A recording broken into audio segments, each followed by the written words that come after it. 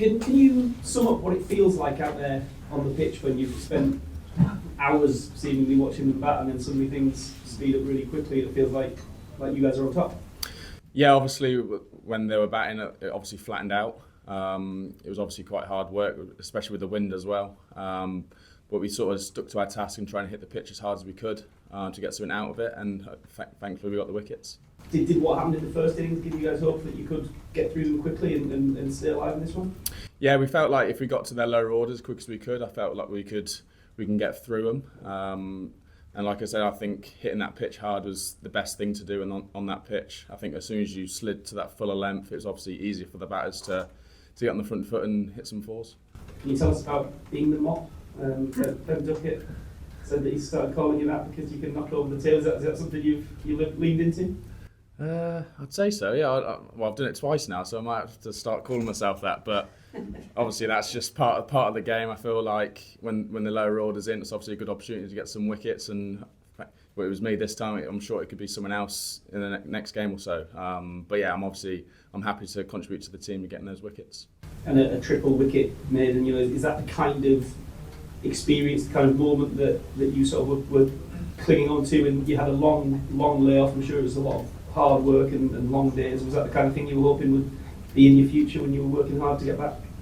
Yeah, I was sort of just thinking of playing for England again. I obviously had a tough year last year with injuries, and obviously playing that Zimbabwe test was obviously a proud moment for the dedication that I put myself through from last year, and obviously being in this first test as well. And it's just a shame that I couldn't get that hat-trick, but hopefully I get another opportunity for that.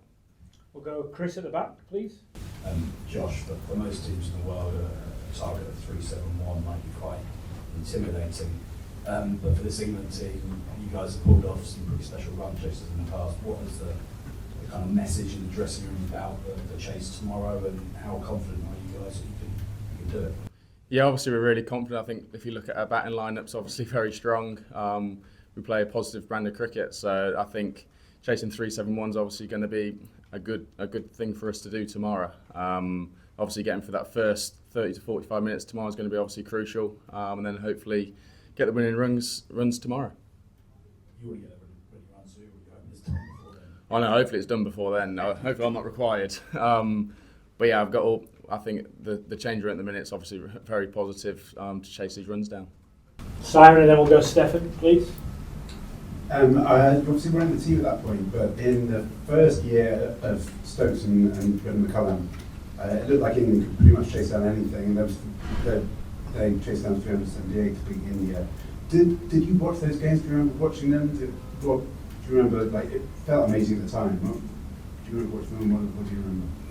Yeah, I obviously remember Stokes' innings there against the Aussies. I feel like with our batting lineup, I think we can chase down anything. If obviously the bowlers are going to obviously bowl well in periods of the game, I think it's just soaking up that pressure and then reapplying the pressure to put back onto the bowlers as well. And yeah, I don't see why not. We can't chase it.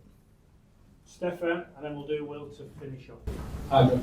Well, is there any scenario tomorrow where a draw is a good result? No, I think we'll just go for the win. I think that's what the clear message in the change rooms. I think just being as positive as we can. Like I said, I think they're going to bowl well at some times of tomorrow. I think it's just crucial that we do soak up that bit of pressure and then reapply it again. But yeah, I don't see why we can't chase that down. And Will to finish. On a similar note, Josh, has anybody mentioned that the D word, draw? No. And so if the T, say you're 5 down, target's looking a long way away, do you think the team will just keep going all out for a win and block that out of the minds, the other draw? So we haven't really spoke much about it yet. Hopefully not in that situation anyway. But yeah, I think as soon as tomorrow comes, we'll try and be as positive as we can in that first session and see where we are at lunch, and then just take things from there.